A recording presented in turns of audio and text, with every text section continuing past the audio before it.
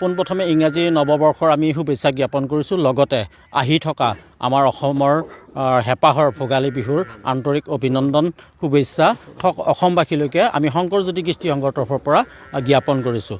আমাৰ শংকৰজ্যোতি কৃষ্টি সংঘ 1976 চনত স্থাপিত হৈছিলে আৰু তেতিয়াৰ পৰা আহি আমি 50টা আঘোণ গৰকিলোঁ আৰু সেই গৰকাৰ প্ৰাকখনত আমাৰ বৃহত্তৰ ৰাইজৰ সহযোগত আমি সোণালী জয়ন্তী 3দিনীয়া কাৰ্যসূচীৰে অনুষ্ঠিত কৰিবৰ কাৰণে অতি উল্লাসেৰে আমি আগবাঢ়িছোঁ আৰু আশা ৰাখিছোঁ এই অনুষ্ঠানত আমাৰ একতাৰ এনাজৰী আমাৰ অসমৰ লোপ পাব ধৰা লোক সংস্কৃতিবোৰ আমি পুনৰুদ্ধাৰ ইতিমধ্যে কৰি আহিছোঁ আৰু সোণালী জয়ন্তীৰ জৰিয়তে আমাৰ যিবিলাক আমাৰ থলুৱা লোক সংস্কৃতি সেইবিলাক জীয়াই ৰাখিম আৰু লগতে একতাৰ বান্ধোনেৰে আমাৰ যিটো ভোগালী উদযাপন সোণালী জয়ন্তীৰ ভোগালী বিহু উদযাপন কৰিম। সোণালী জয়ন্তীৰ লগত সকলো ৰাইজৰ সহায় সহযোগিতা উপস্থিতি আমি আন্তৰিকতাৰে কামনা কৰিছোঁ।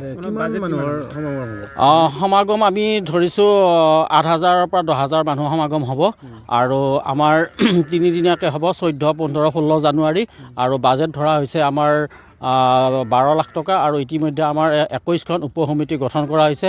ইয়াত স্মৃতিগ্ৰন্থ এখন ওলাব, তাৰ শোভাযাত্ৰা হ'ব, প্ৰদৰ্শনী হ'ব, তাৰপিছত আপোনাৰ পতাকা বেদি থাকিব, 50খন পতাকা উত্তোলন কৰা হ'ব আৰু বিভিন্ন খেল ধেমালি হ'ব, শিক্ষা সংস্কৃতিৰ কিছুমান অনুষ্ঠান অনুষ্ঠিত কৰা হ'ব, সাংস্কৃতিক অনুষ্ঠান কৰা হ'ব, অসম ভিত্তিত মাৰাথান দৌৰ প্ৰতিযোগিতা পতা হ'ব। এনেকৈ বৃহত্তৰ তিনি দিনত যথেষ্ট কাৰ্যসূচী আমি হাতত লৈছোঁ আৰু আশা ৰাখিছোঁ ৰাইজৰ সহযোগত সুচাৰুৰূপে সকলো অনুষ্ঠান অনুষ্ঠিত কৰিব পাৰিম বুলি। মুকলি সভা অনুষ্ঠিত হ'ব। বিশিষ্ট ব্যক্তি কোন থাকিব?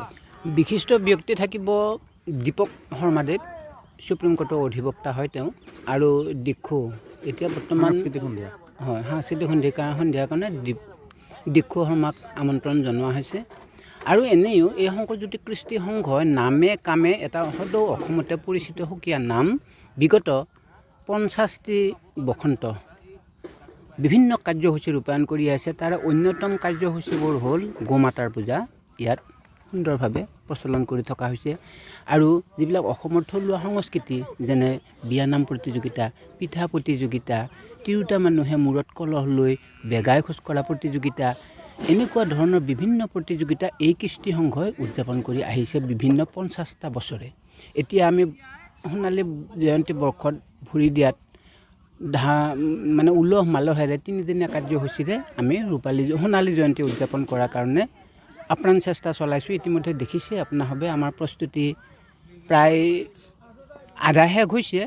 আমি 14, 15, 16 এই 3 দিনত বৰ্ণেল কাৰ্যসূচীৰে এই সোণালী জয়ন্তী উদযাপন কৰাৰ কাৰণে উঠি পৰি লাগিছোঁ। ইয়াত আটাইৰে সহযোগ আমি স্বতঃস্ফূৰ্তভাৱে পাই উৎফুল্লিত হৈ পৰিছোঁ। যিটো হাইস্কুল শিক্ষান্ত পৰীক্ষা সমাগত প্ৰভাৱ পৰিব নেকি আপোনালোকৰ? ইয়াতে সিমানখিনি প্ৰভাৱ নপৰে, আমি সেইটো বৰ সুন্দৰভাৱে উপলব্ধি কৰিছোঁ।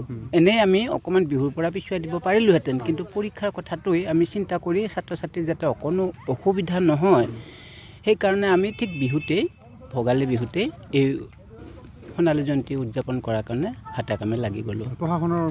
প্ৰশাসনৰ ফালৰ পৰা আমি আচলতে এতিয়াও ভাল সঁহাৰি পাইছোঁ। আটাইখিনি ব্যক্তি আমাক ভাল এটা সহানুভূতি দেখুৱাইছে, আমি কৃতাৰ্থ হৈছোঁ প্ৰশাসনৰ প্ৰতিও।